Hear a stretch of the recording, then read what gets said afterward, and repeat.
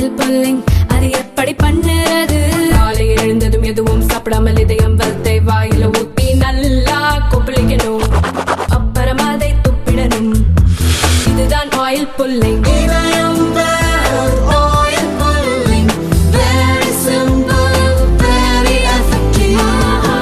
திறக்கப்படும் சார். பணிகள் எப்படி சார் முடிஞ்சிருக்கு? பேருந்து நிலையம் பஸ் ஸ்டாண்டு சார். இந்த வேலை முடிகிற அளவுக்கு இன்னும் ஒரு 10-20 நாளில் முடிஞ்சிடும். முதலமைச்சர் தேதி வாங்க வேண்டியது எல்லாமே முடிஞ்சிருச்சு. 90% முடிஞ்சிருச்சு சார். சென்ட்ரல் பஸ் ஸ்டாண்டு வந்து வணிக வளாகம் மாற்றுற திட்டம் அப்படிலாம் இல்லைங்க. அங்கே வெளியூரிலிருந்து வருகிற பேருந்துகள், நேஷனல் நெடுஞ்சாலை, தேசிய நெடுஞ்சாலையிலேருந்து வந்த பேருந்துகள் அங்கே இருக்குது. அந்த இடத்துலேருந்து புறப்பட்டு மத்திய பேருந்து நிலையம் வந்து, சின்னாப்புல சித்திர பேருந்து நிலையம் வந்து, லால்குடி போகிறது, அரியலூர் போகிறது, கரூர் போகிறது, அது போன்ற பேருந்துகள் இந்த பேருந்து நிலையம் இயங்கி கொண்டு தான் இருக்கும். எனவே உள்ளூரில் இருக்கிற பேருந்துகள்லாம் இந்த பகுதியில் இயங்கி கொண்டு இருக்கும். வெளியூரிலிருந்து நேரடியாக செல்கிற பேருந்துகள் அங்கே செல்லும். அதான் விஷயம். எல்லா வேலையும் முடிஞ்சிருச்சு. எக்ஸலேட்டர் மாற்ற வேலை மட்டும் பாக்கி இருக்குது. ஏசி வேலை கொஞ்சம் நடந்துக்கிட்டு இருக்குது. எல்லா இடத்துலையும் குடி தண்ணீரும் கழிவறை வசதியும் செய்ய சொல்லியிருக்கோம். எல்லா இடத்துலையும் டீ ஷாப்ஸ் உடனே கிடைக்கிறதுக்குள்ள அந்த வழியும் செய்ய சொல்லியிருக்கோம். ஏன்னாண்டா ஒரு நாளைக்கு எங்களுடைய கணக்கு ஆரம்பத்திலே 2 லட்சம் மக்கள் வந்து செல்கிற இடமாக இருக்குது. எனவே அனைத்து அடிப்படை வசதி செய்துவிட்டு திறக்கலாம் என்பதற்காக தான் தலைவர் முதலமைச்சர் 2 போன வாரம் கேட்டார்கள், எப்போது முடியும் என்று. வேகமாக முடித்து கொண்டிருக்கிறோம். வர 18ஆம் தேதி அதுக்காக ஒரு கான்ட்ராக்டர்ஸ் கூட்டம் வந்து எப்போ முடித்து ஃபிக்ஸ் பண்ணுறதுக்காக முடிச்சு விட்ருவோம். பள்ளிக்குடி வணிக வளாகம் அது இப்போ தான் கேட்டிருக்காங்க, கோர்ட்டில் சொல்லியிருக்காங்க. அது வந்து அவங்க என்ன சொல்லிட்டாங்க, அக்ரிகல்ச்சர் டிபார்ட்மெண்ட்டில் இருக்குது. அது வந்து மாநகராட்சிக்கு ஒப்படைச்சாங்கன்னா மாநகராட்சியில் சில மாறுதல் பணி செய்ய வேண்டியிருக்கு. ரொம்ப சின்ன கடையாக இருக்குது.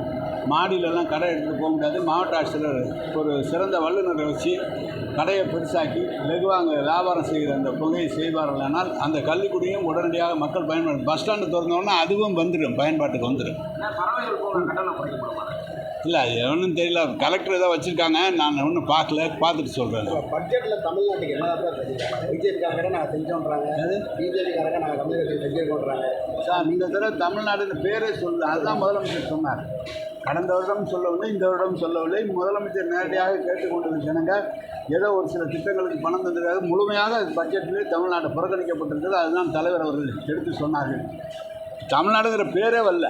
எப்படி திருச்சிக்கு இந்த மெட்ரோ கேட்டிருக்காங்கல்ல, அதை நீங்கள் யாரும் வலியுறுத்தது இல்லை? இல்லைங்க, வலியுறுத்தி 750 பிஜேபிக்காரங்க கொடுக்குறது. அவங்க செய்கிற மெட்ரோவுக்கு பணம் கொடுக்க மாட்டேங்கிறாங்க. தலைவர் நேராக கட்டுறதுக்கு 20,000 கோடி கேட்டால் 6,000 கோடி கொடுக்குறாங்க. நம்ம கோவையும் மதுரையும் முன்னுரிமை எடுத்து திருச்சி எடுக்கிறதுக்கு 750 கோடி அதுக்காக ஆய்வு பண்ணுறதுக்கெல்லாம் கொடுத்துருக்காங்க. உங்களுக்கு தான் பேப்பர்லேயே போட்டாங்களே. அண்ணாமலை வந்து துரு பிடித்த இரும்பு கையை வச்சுக்கிட்டு ஷூட்டிங் நடத்துகிறாரு ஸ்டாலின்னு சொல்லியிருக்காங்க. அவர் என்றைக்கு நமது ஆட்சியும் தலைவரையும் நல்லா சொல்லியிருக்காரு? என்றைக்குமே அவர் சொன்னதில்லை, நல்லா சொன்னதில்லை. அவர் எல்லாம் என்னென்னமோ பேசுகிறாரு, ஆனால் அவர் சொன்னது எதுவுமே நடக்கலை. அவர் என்ன சொல்கிறாரு, உங்களை அகற்றிடுவான்னு சொல்கிறாரு. அவர் நினைக்கிறது எதுவும் நடக்க போகிறதில்ல. திரும்பவும் முதலமைச்சர் தளபதி தான் வருவார்.